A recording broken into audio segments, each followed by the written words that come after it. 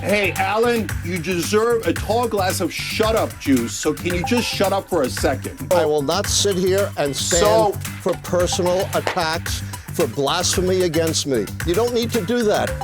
You don't blasphemy against you? Who the hell are you? Are you Jesus Christ, you loser? Elon Musk and Donald Trump promised that they were going to cut $2 trillion out of the overall budget. So the other day online, I said this. I sent this tweet. Hey, Elon Musk, put me in charge of the Pentagon. But then this shocking thing happened. Elon Musk responded. Who is the leader of the Democratic Party? We don't have one right now. Hey, Alan, you deserve a tall glass of shut-up juice, so can you just shut up for a second? I told him his theories about the keys were absurd. I was right, he was wrong. I said he'd lose his keys. No, you were couldn't not find right, him before and the I was election. not wrong, and that's a cheap shot, and I won't stand for it. Well, who won, brother? You should not be taking cheap shots. I've only been a professor for 51 years. On this program, I've never been able to finish a thought. How many books have you published? No, because you're personally attacking me again. Say whatever you want, but I'm not going to stand for personal brother, you got it wrong. Say you were whatever you want. preposterously and stupidly wrong. Man, poor Alan, man. You just crushed that professor, Cenk. Crushed the professor on Piers Morgan's show. It was a panel of Democrats, a panel of men who wanted to figure out what the hell is going on. What did Kamala Harris do wrong? Why didn't the Democrats win the presidential election?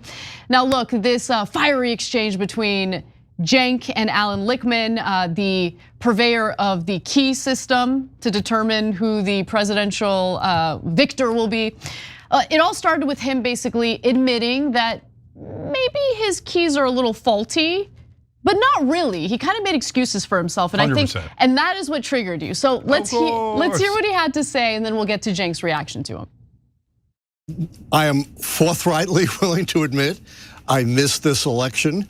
I still think I actually had 10 out of 10 before. I think I was right about 2000, but we're not here to litigate that. I still think it's a pretty good record. Now, I think two things are operating here. Number one, I was incredibly critical at the time of the spineless, cowardly Democrats openly and viciously trashing their elected president and their elected nominee right out there in the open. My keys are based upon the proposition that a pragmatic, rational electorate decides whether or not the White House party is governed well enough to get 4 more years. That was exploded this time by a new wave of disinformation that we've never seen before. Before Kamala Harris became the Democratic nominee as a result of Joe Biden dropping out of the race, something that, as you can tell, Lichtman is not a big fan of, Biden was losing by a lot to Donald Trump. Their internal polling indicated that if Biden stayed in the race, it was likely that that Trump was going to win, what, 400 electoral votes? Yeah, over 400 electoral college votes, and that Biden had approximately a 0% chance of winning. But you saw him there saying, no, if you guys hadn't trashed Biden, he had it. My keys are perfect, it's your fault. Okay, the keys failed because of you. All right, so anyway, Cenk, first of all, to your credit, Cenk, Juan Williams is also on the panel, and Juan Williams seemed to be a little more, he was pointing fingers at the electorate even more than Alan Lichtman, and that bothered me a lot, and you called him out on that. But for the purposes of this discussion, let's just focus on your exchange with Lichtman because you called him out, and I think what you said here was important, so let's watch. You're blaming disinformation. There was disinformation. There was the cats and the dogs nonsense. The points you're making about undocumented immigrants, I agree with, Alan, okay? But that didn't cost the election. The people who are at fault are not other people. It is the candidate, Kamala Harris, the previous candidate, Joe Biden, Democratic Party, Democratic leadership. You guys don't want to admit that they're the problem. They're the cancer in the Democratic Party. The most popular part of the Democratic Party is the populist left. That is the Bernie Sanders 2016 campaign. That part says, let's do super popular economic proposals like paid family leave, higher minimum wage, universal health care, public option. Let's do all of these things. And the establishment goes, no, our corporations don't want that. Our donors don't want that. So we'll just do identity politics. I think that's the longest period of time you've been able to speak on Piers Morgan's show without Piers Morgan interrupting you. So congratulations. Yeah, I think it's because he agreed with me on that one. Yeah, 100%. You could tell he's like kind of nodding along with you, which was interesting to see. But look, I feel bad for Lichtman, right? Because he's put a lot of weight and a lot of his like personal identity and his own view of his own success behind this system that he's put together, the keys which help him predict who's gonna win the presidential election. And he cares about that way more than anything else. So that bias shows in pretty much every interview he does. And to your credit, you also said, I feel bad, like I'm gonna stop picking on you. Am I not merciful? But you also did this, Cenk. You also did this. Let's watch. The difference that I bring to the table is a track record of successful prediction based upon how American presidential elections have previously worked as pragmatic decision-making on whether or not the White House party has governed well enough. And then my analysis is based upon what's changed, what's shattered the pattern of 160 years of history. So I have a base for my analysis. I'm not just doing Monday morning quarterbacking. Cenk, you need to learn some manners. Your act is getting really thin. I mean, brother, I said what was going to go wrong. It did go wrong. I was right. You were wrong in this election, spectacularly so, with your so-called keys. And now you come and tell us not the Monday morning. And unlike you, I'm willing to admit when I'm wrong. You do need to learn a little bit of manners. No, I've been a bad boy. You were bad. You were bad. You were a little. That was a bit much. Okay, no. So let me now break it down, because look, guys, it's easy to make fun of Alan Lichtman. He got it massively wrong and kind of hilariously wrong, and he was so insistent. That's why it's even funnier. But there's a serious part to this, and it's really important actually, and I don't want you guys to miss that. So.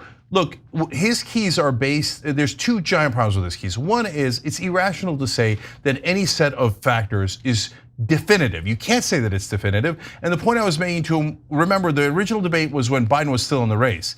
I'm like, yes, but if the candidate has dementia, then your keys are not relevant because there's a superseding factor. And he's like, no, it doesn't matter. And I said, okay, let's take an extreme example. What if the candidate punched a baby in the face every single day? Would that matter? He said, no, it wouldn't. Oh, come on. I mean, come on, right? So like the guy is inherently unreasonable.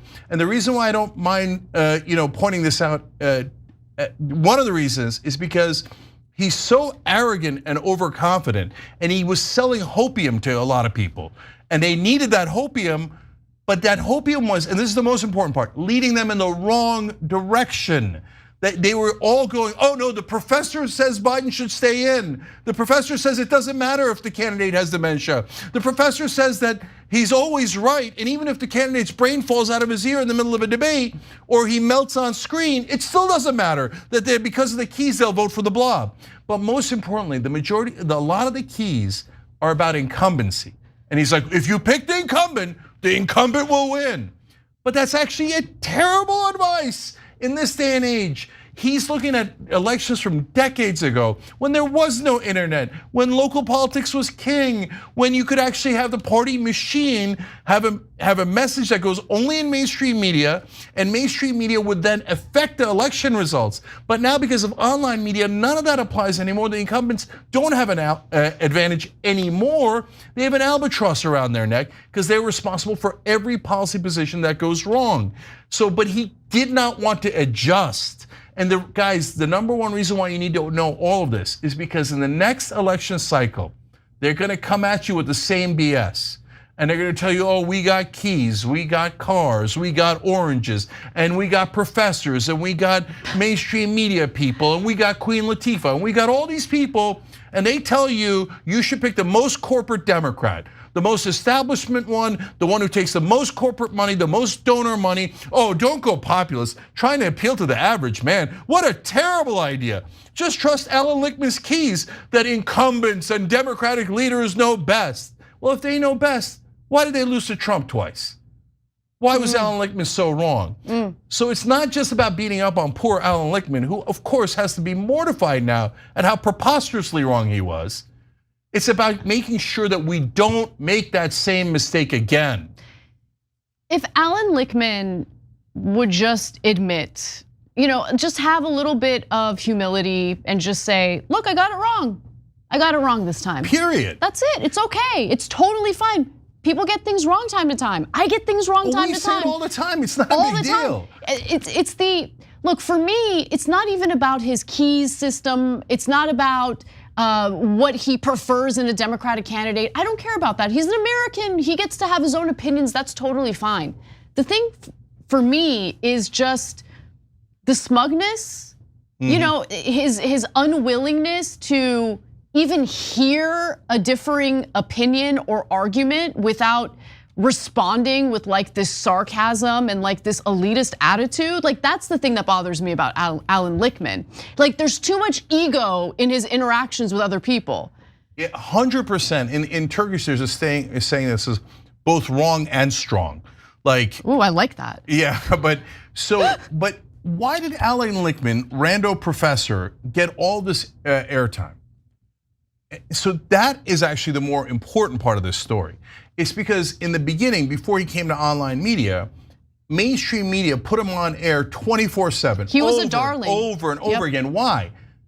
They could pick any professor, and there's tons of professors who thought that Joe Biden was going to lose. But mainstream media wanted Joe Biden. And that's back when they were pretending that he was young and dynamic. Oh, Mika and Joe told him we had secret meetings. And oh my God, he solved the theory of relativity all over again in our secret meetings. Behind the scenes, he's so dynamic. So in order to perpetuate that lie, they're like, oh, that dumbass professor thinks a bunch of keys is going to predict that Biden's going to win, even though it makes no sense. Come on. Yeah, Professor Lichtman, everybody listen to Professor Lichtman. So look, okay. I think the way you're framing it is unfair. I think oftentimes, the hosts and maybe even the producers who staff these cable news shows, they're looking for their own hopium. You get what I'm saying? No, I get you, and it's not a conspiracy, Anna. So I want to be clear, and thank you for making that point. It's not like MSNBC and CNN call each other and they're like, okay, should we bring on the nutty professor, right? And so. No, it's groupthink. Groupthink is, it's gotta be Biden. It's gotta be Biden. Who's saying it's Biden? Oh, Alan Lichtman's saying it's not Biden. Bring him on. Biden. Then, okay, Biden's out. Then Kamala, bring him back on. Bring him on. Kamala. It's groupthink. And so, I'm kidding around with the dumb and the nutty. He's not dumb, he's a professor. He's written a lot of books. So many books. If you write a lot of books, that means you're smart. It doesn't matter what's in the books, okay? I actually think it does mean you're smart. Writing a book is real hard. Okay. But guys, look, it's not about poor Alan Lichtman. I'm happy to leave him alone. He's just a random civilian that the mainstream media picked out of the woodworks to convince you to vote for Biden and Kamala Harris, right? So, and of course he's not dumb. He's a professor and he's et cetera. The reason why I go in that route, guys, is because when you're that arrogant and you're that wrong, if you can't bring humility and say, I am adjusting now because it turns out I was wrong about the power of incumbency and I don't want Democratic voters to make that mistake again, then again, bygones be bygones, God bless, no problem at all. Let's move on.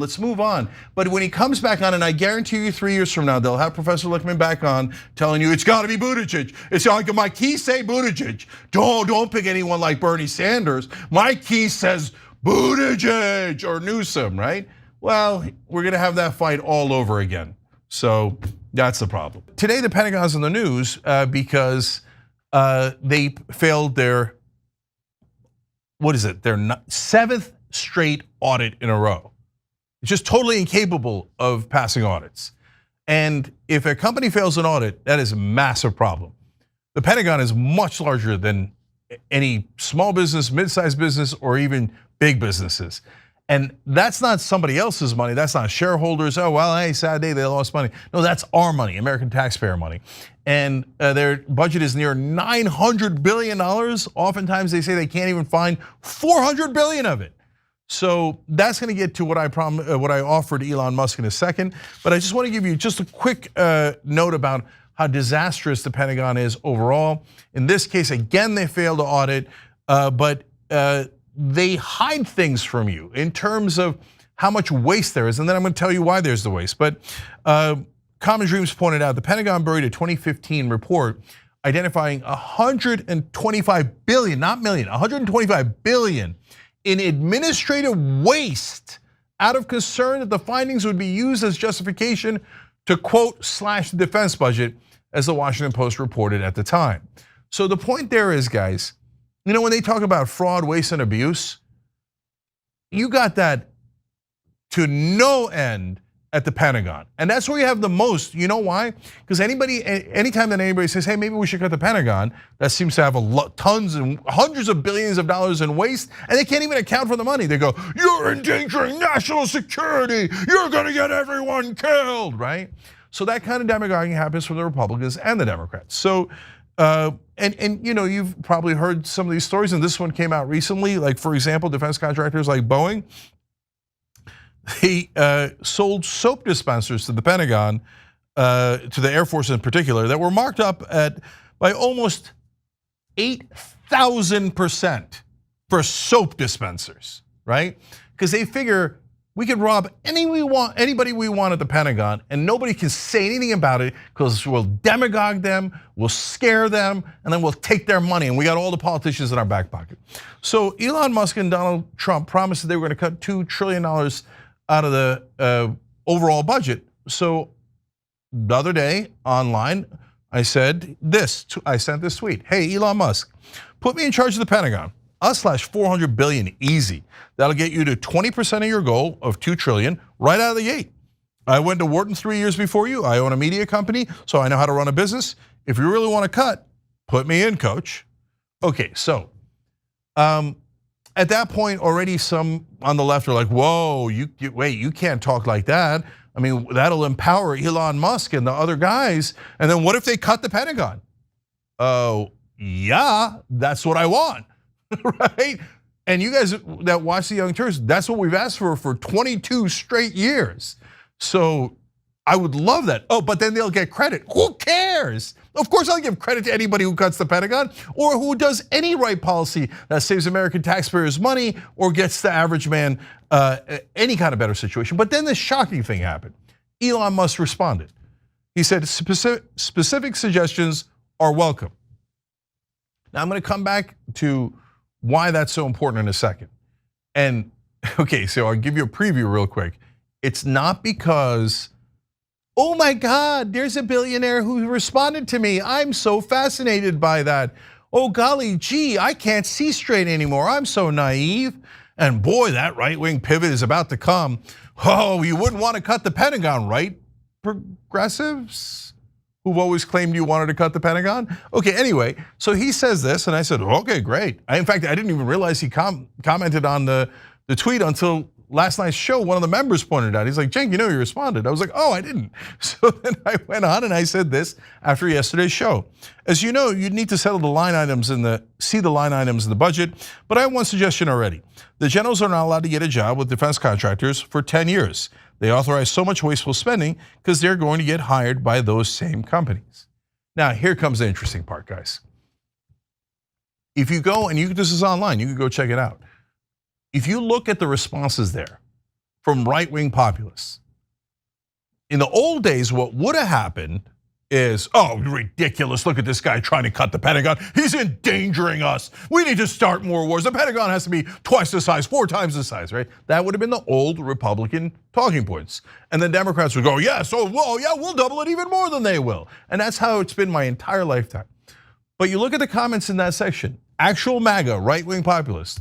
These are not the leaders. I'm talking about people that are real people, okay? Going, wait a minute, that's a good suggestion.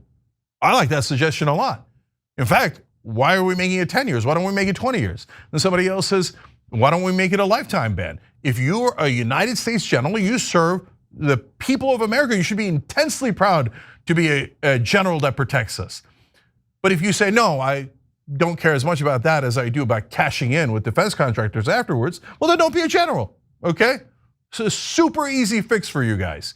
So if MAGA says, you know what, let's ban the generals from ever working for the military-industrial complex so that they are fair and honest when they're inside the Pentagon, you got a deal. Okay, let's go old school Turkish style, all right? And shake on it. So that's the spitting part. That's not really a Turkish thing. It's fun, it's actually an old Western thing. Okay, so anyways, and today I get progressive reaction back going, no, you're falling for their trap. How dare you? Never work with MAGA. Now, did you know Elon's a billionaire? Did you know he's a donor? Yeah, I've only said it about 200 times on the show, maybe more. Okay, guys,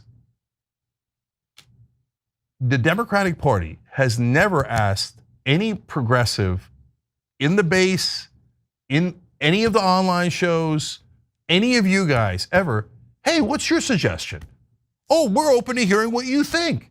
They're always like, no, you will support Hillary Clinton. She is the anointed one, and she will increase the Pentagon, and you will like it, right? But could we have a tiny suggestion? Hey, could the generals not sell us out when, and I'm not talking generally, and I'm not saying, oh, Milley was a bad guy. No, none of that. I'm not going in that Trump direction. I'm just saying they have an obvious conflict of interest because they almost all work for the military-industrial complex afterwards. So of course they're going to want to give those same companies that they're going to be hired by billions of dollars in contracts. Can we please stop that? No, you must listen to Hillary Clinton and Joe Biden and Kamala Harris and shut up and comply, right? So here for the first time, I mean, it's so embarrassing that Elon Musk is saying, hey, do you have any suggestions? Before any Democratic leader does, especially to a person who's running. Look, guys, this isn't about bragging. And so if you want to, somebody else will say, oh no, we're larger. I don't care, go ahead. Become larger, I don't mind. I want our message to get out. And if somebody else does it more effectively, fantastic, okay? But for the moment being, and for the last 20 years, we've been the largest left-wing show online. 27 million subscribers, 29 billion lifetime views. We're gonna be around 30 billion by about Thanksgiving. We'll celebrate together, okay? And no Democratic leader thought, I wonder if I should go on the Young Turks. I wonder if I should ask the Young Turks. And again, it's not about us. Well, okay, ask one of the other shows, go on the other shows, do something, represent your base. Just try to care about your base 1%, right? No, we've got Liz Cheney and Dick Cheney on our side. How does that help? Hey, other left-wingers out there, I love you, brothers and sisters, but do you remember the days when we used to be against Dick Cheney? You remember the days when we used to be against Liz Cheney? I appreciate Liz Cheney calling out Trump on January 6th in the election, etc. But that doesn't mean we have to hand the party over to her. Did you see mainstream media? Right before the election, when they thought Kamala Harris was going to win, well, she's got to get a cabinet post. They got to have to give her Liz Cheney something. No, we don't. She's a neocon. She would increase the Pentagon. She would push for more wars, not less wars. That's not what the Democratic Party used to stand for, and that's definitely not what the left wing stands for, and in no way, shape, or form does the populist left agree with that. So look, I'm not saying Elon's definitely gonna do it. Are you crazy? I'm not saying Trump is definitely gonna do it.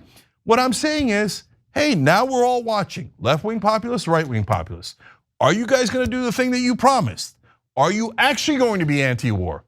Are you actually gonna cut the Pentagon? Or this is a lot of loose talk, and at the end of the day, all you're gonna do is corporate tax cuts and deregulation and leave the military-industrial complex alone? Well, I don't know, I can't answer that question, but Donald Trump and Elon Musk can. So now we have them on the record as saying that they would be interested in that. And now we have the right-wing populists going, yeah, I like your proposal. So now we can have an alliance on not something we disagree on, but maybe, just maybe, have an alliance on things we agree on. And if you're on the left and you want to go against your own policy position that you have had for decades, just to spite the other side, to spite Donald Trump or to spite Elon Musk, you're out of your mind. I'm gonna take yes for an answer. That doesn't mean I agree with them on other issues. That doesn't mean all of a sudden I'm like, oh my God, I think Elon and Trump are so amazing. It means if you cut the Pentagon, put me in, coach. I am ready. I will do that job for you. You get somebody else to do it, great. But if I've got to convince the left, take the win. These guys are, I know this base, I now know the right-wing base. They're complicated, just like the left-wing base. They are not uniform. There are people in there that I massively disagree with. So there are some that might be, in our lingo, problematic, okay?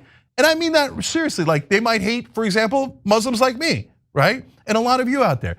But that is not the entire MAGA base. So there's different portions of it, and I'm telling you right now, and I'm going on a limb, and then everybody else on the left could catch feelings and say, no, boo, we don't believe you. We want to be skeptical and hate them. And even if they say yes, we say no, because we're going to just trash our own policies. Hey, look, brothers and sisters, that's up to you, okay? But any left-wing populist that actually wants to get these things done, let's take yes for an answer. Let's find the right-wing populists that are actually our brothers and sisters, and that actually hate corruption, that are actually anti-war, and let's work together. But if they say, oh, okay, after that, now we want you to hate gay people or pass anti-trans laws or do this or do that, I got an easy answer. No, we agree on the things we agree on, and we disagree and fight on the things we don't agree on. Wow, that's so hard. No, the idea of just canceling each other and never talking and never finding out if we actually do agree is a toxic idea. So I'm doing my part to break through that and find the right-wing populists that agree with us and build a real coalition that maybe gets something done, whether it's in this term or in another term. But if you say, no, I got nothing but spite and I will not work with anyone, even if they 100% agree with me, well, that means you never really cared about the policy. It was always a game to you. For me, and anybody who watches the Young Turks knows this, I always say the same thing, eyes on the prize. And the prize is policy, because policy is the only thing that actually affects people's lives. Everything else is about the ego of the politicians, the donors, etc. Let's all work together to help our average American and our fellow American. All right, that's my message of the day. Now everybody go fight. Here at TYT, as you guys all know, Cenk and I have had some strong opinions in regard to the outcome of the 2024 presidential election.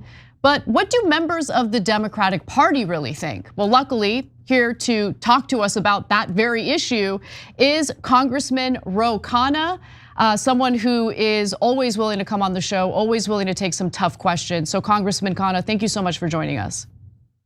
Thank you. I'd love to talk about Elon Musk's tweets back and forth with me and Cenk, but we could talk about the party, of course, as well. I can't believe you guys are even tweeting at him. I mean, we should be in our hermetically sealed bubbles where we don't ever talk to anyone we disagree with on anything. Anyway. Because that worked out so great for Democrats recently. All right, so let me just start off with a simple question, because it is something I've been thinking a lot about, Congressman Khanna. Who is the leader of the Democratic Party? We don't have one right now, and that's not a bad thing. I think it's a good thing that in some ways the establishment has totally been defeated in terms of the people who had a stranglehold or the powers of position. And I think it's wide open, and there's a lot of great talent of young people in our party, and this is an opportunity for a whole new generation to rise. But the reality is we don't have a clear leader of the party. I like that you're taking a glass half full approach to this, but the reason why I ask is because I don't know what the Democratic Party stands for. I really don't.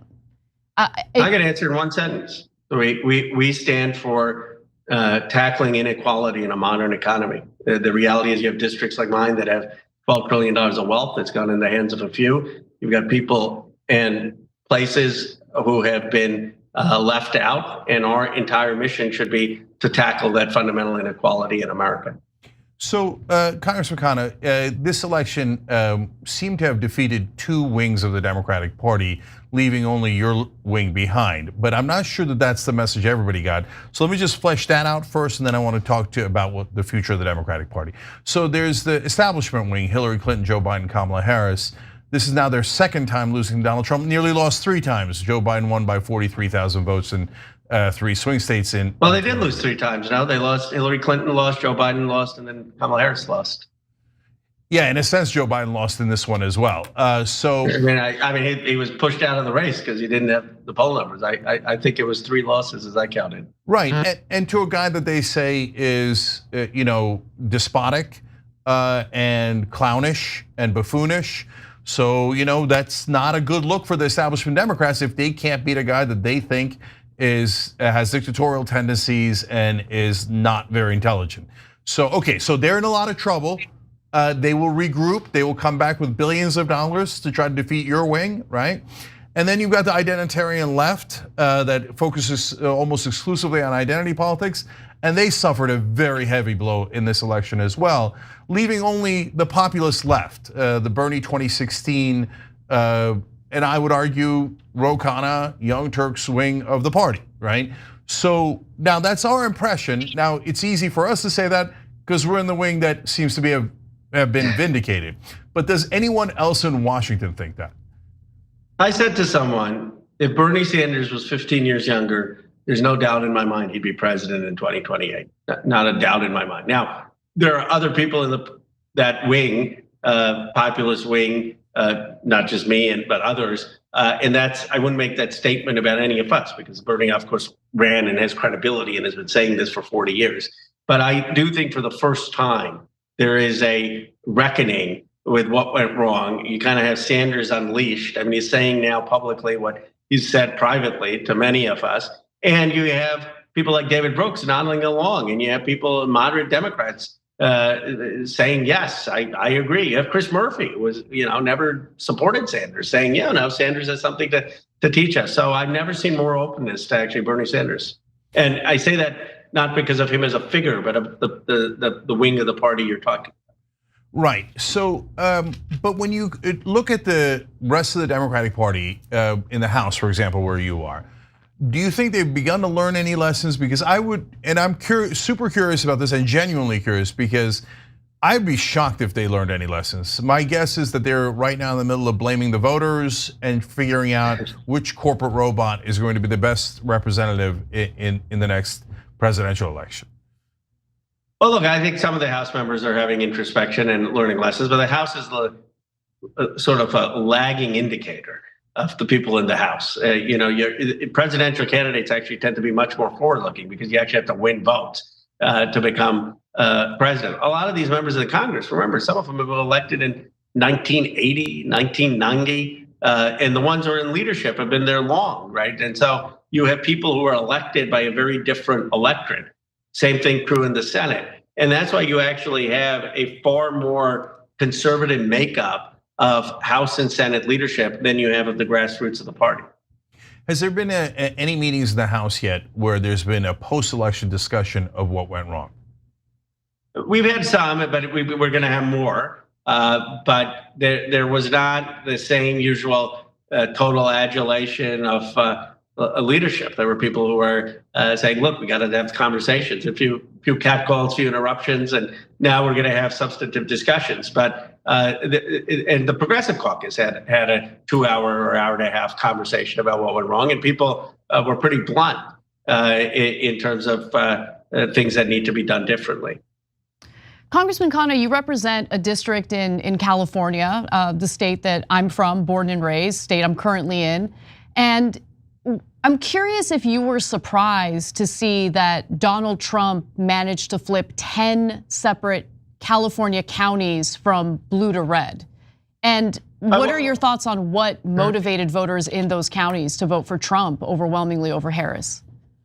I was surprised. I mean, by the magnitude of his showing in California. I was surprised by his showing in my district. I mean, I ran ahead of Vice President Harris. But the reality is everyone in the Bay Area got 4 or 5% less than we did usually because Trump was so strong and Harris underperformed in California. I mean, that's not criticism of her, it's just the facts. Mm-hmm. I think people in California, obviously, the homeless problem is huge. There's a feeling that basic public safety hasn't been kept in communities. Both of those were big issues. And there's a concern that sort of Democratic governance hasn't been as effective as it should be in Sacramento, and that I think that hurt Democrats across the state.